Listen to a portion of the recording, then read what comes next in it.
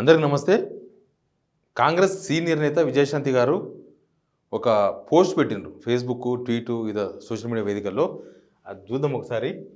ఏం పెడతారంటే, ఉభయ తెలుగు రాష్ట్రాల సమస్యల పరిష్కారానికి తెలుగు రాష్ట్రాల ప్రజల ప్రయోజనాలను దృష్టిలో ఉంచుకొని ఏపీ సీఎం చంద్రబాబు నాయుడు గారు హైదరాబాద్‌కు వచ్చారని అందరూ భావించారు. కానీ తెలుగు రాష్ట్రాల ప్రజల ప్రయోజనాల కంటే తెలుగుదేశం పార్టీ ప్రయోజనాలే చంద్రబాబు గారి రహస్య ఎజెండా ఉన్నాయేమో అన్న అనుమానం కలుగుతోంది. ఎందుకంటే తెలంగాణలో మళ్ళీ తెలుగుదేశం పార్టీ విస్తరిస్తుందని చంద్రబాబు గారు చేసిన ప్రకటనే ఇందుకు ఉదాహరణ. తెలంగాణలో తెలుగుదేశం బలపడుతుందని చంద్రబాబు గారు అనడం పలు అనుమానాలకు తావిస్తుంది. తెలంగాణలో తెలుగుదేశం ఎప్పటికీ బలపడదు. కానీ తెలుగుదేశం పార్టీ తన కూటమి భాగస్వామి అయిన బీజేపీతో కలిసి తెలంగాణలో బలపడనీకే కుట్రలు ప్రయత్నిస్తే టీడీపీతో పాటు బీజేపీ కూడా ఇక్కడ మునిగి గల్లంతయ్యే అవకాశాలు ఉద్యమ తెలంగాణలో తప్పక ఏర్పడతాయి. తిరిగి తెలంగాణ వాదులు ఉద్యమకారులు పోరాట ప్రస్థానానికి కదలడం నిశ్చయమైన భవిష్యత్తు వాస్తవం. అంతేకాదు, అసలు తెలంగాణలో కాంగ్రెస్ ప్రభుత్వ పరిపాలన బాగున్నదని విస్పష్టంగా ప్రకటించిన చంద్రబాబు గారికి తెలంగాణ రాష్ట్రంలో టీడీపీని తిరిగి బలపరుస్తామని అనవలసిన అవసరం ఏమున్నది? వారి కూటమి పార్టీ బీజేపీకి కూడా తెలంగాణలో కాంగ్రెస్ పరిపాలన మంచిగా ఉన్నది, మీ నాయకులు ఎవరైనా కాంగ్రెస్ ప్రభుత్వంపై విమర్శలు చేయవలసిన అవసరం లేదు అని చెప్పడం తప్పక సమంజసంగా ఉంటుంది బహుశా. హరహర మహాదేవ, జై తెలంగాణ. విజయశాంతి గారు పెట్టిన ఈ పోస్ట్లో నిజంగానికి అర్థం ఉంది.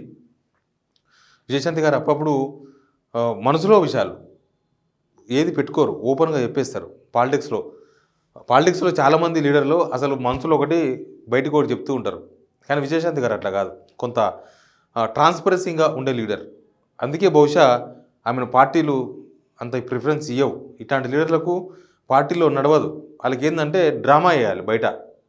మేడం నటియే, విజయశాంతి గారు సినిమా నటియే, కానీ రీల్స్ ఓన్లీ, రియల్లో కాదు. మన రాజకీయ నాయకులేమో రియల్ నటీమణులు.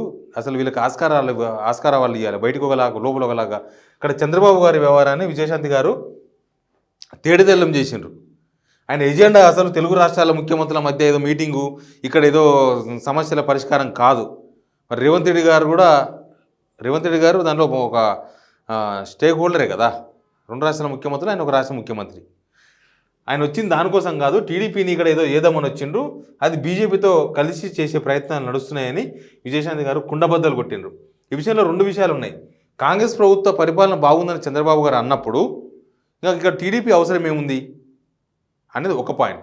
రెండో పాయింట్, మీ కూటమి బీజేపీ నేతలకు చెప్పండి, కాంగ్రెస్ పరిపాలన బాగుందని మీరు అంటున్నప్పుడు వాళ్ళు విమర్శన ఎందుకు చేయాలి? కాంగ్రెస్ పార్టీ మీద, కాంగ్రెస్ ప్రభుత్వం పైన చేయాల్సిన అవసరం లేదనేది రెండో పాయింట్.